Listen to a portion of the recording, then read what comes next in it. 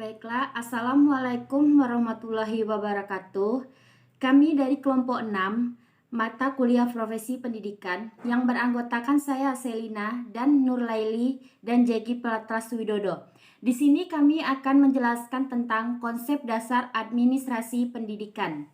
Baiklah, untuk materi pertama akan saya jelaskan yaitu tentang latar belakang administrasi pendidikan dan pengertian administrasi pendidikan. Latar belakang administrasi pendidikan.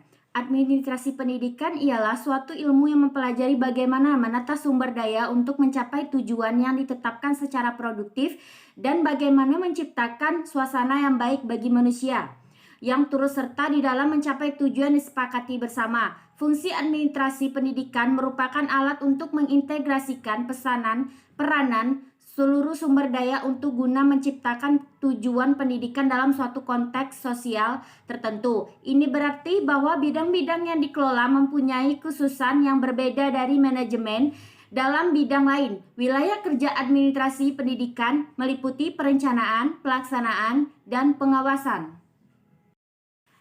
Pengertian administrasi pendidikan. Administrasi pendidikan adalah sebuah proses kerjasama untuk mencapai tujuan pendidikan dengan melihat hubungan antar komponen pendidikan sehingga dapat memperbaiki sistem pendidikan dengan menggunakan perangkat yang mendukung kegiatan pembelajaran.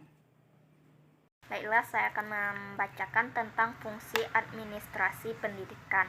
Yang pertama, perencanaan. Perencanaan merupakan kegiatan awal yang harus dilakukan dalam kegiatan administrasi dan sekaligus sebagai persiapan sebelum sesuatu usaha yang dilakukan. Yang kedua yaitu pengorganisasian. Pengorganisasian menurut Siagian 1986 adalah keseluruhan proses pengelompokan orang-orang, alat, tugas-tugas, tanggung jawab, dan wewenang sedemikian rupa sehingga tercapainya suatu organisasi.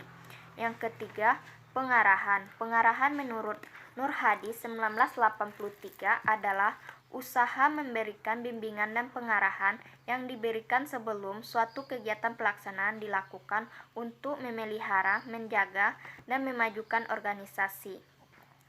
Yang keempat, pengkoordinasian. Koordinasi merupakan kegiatan mengatur, menata, dan menginteraksikan kegiatan para bawahannya, metode, bantuan, ide, saran-saran dalam suatu kegiatan yang lebih besar. Kelima yaitu pengawasan. Pengawasan menurut Siagian 1986 adalah proses pengamatan daripada pelaksanaan seluruh kegiatan organisasi untuk menjamin agar semua pekerja yang sedang dilakukan berjalan sesuai dengan rencana. Selanjutnya yaitu tujuan administrasi pendidikan. Yang pertama, tujuan jangka pendek. Tujuan administrasi sekolah jangka pendek adalah agar tersusunnya dan terlaksananya suatu sistem pengelolaan instrumental dan proses pendidikan guna mencapai hal-hal yang menjadi tujuan dari pelaksanaan pendidikan tersebut. Yang kedua, tujuan jangka menengah. Tujuan administrasi pendidikan jangka menengah ini adalah menunjang tercapainya tujuan institusional masing-masing jenis dan jenjang pendidikan seperti yang digariskan oleh kurikulum. Yang ketiga, tujuan jangka panjang. Tujuan jangka panjang ini adalah untuk menunjang tercapainya tujuan pendidikan nasional seperti digariskan dalam Undang-Undang Nomor 20 Tahun 2003 tentang Sistem Pendidikan. Assalamualaikum warahmatullahi wabarakatuh. Baiklah, saya Jeki Pratras Widodo dari kelompok 6 akan menyampaikan materi kami tentang bidang garapan administrasi pendidikan.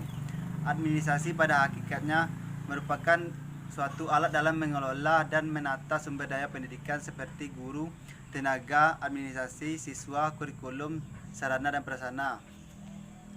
Administrasi pendidikan mempunyai ruang lingkup atau bidang garapan yang sangat luas.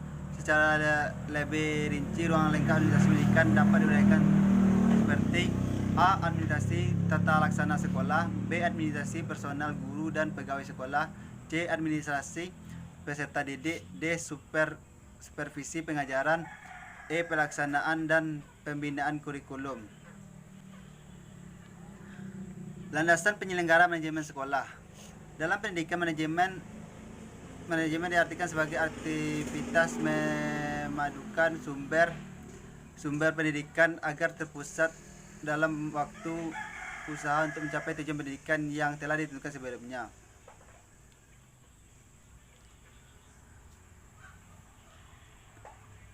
Pengertian dan pencernaan bangunan sekolah. Cara memiliki letak dan menentukan luas tanah yang dibutuhkan. 2. Mengusahakan, merencanakan dan menggunakan biaya pendidikan sekolah.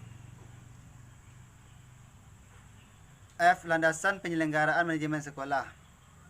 Kedua, manajemen pendidikan mengandung pengertian proses untuk mencapai tujuan pendidikan. Proses ini dimulai dari persamaan, pengorganisasian, pengarahan, pemantauan, dan penelitian. Pencernaan meliputi ketiga, menentukan apa yang ingin dicapai, bagaimana mencapai, berapa lama, berapa orang yang diperlukan, dan berapa banyak biayanya.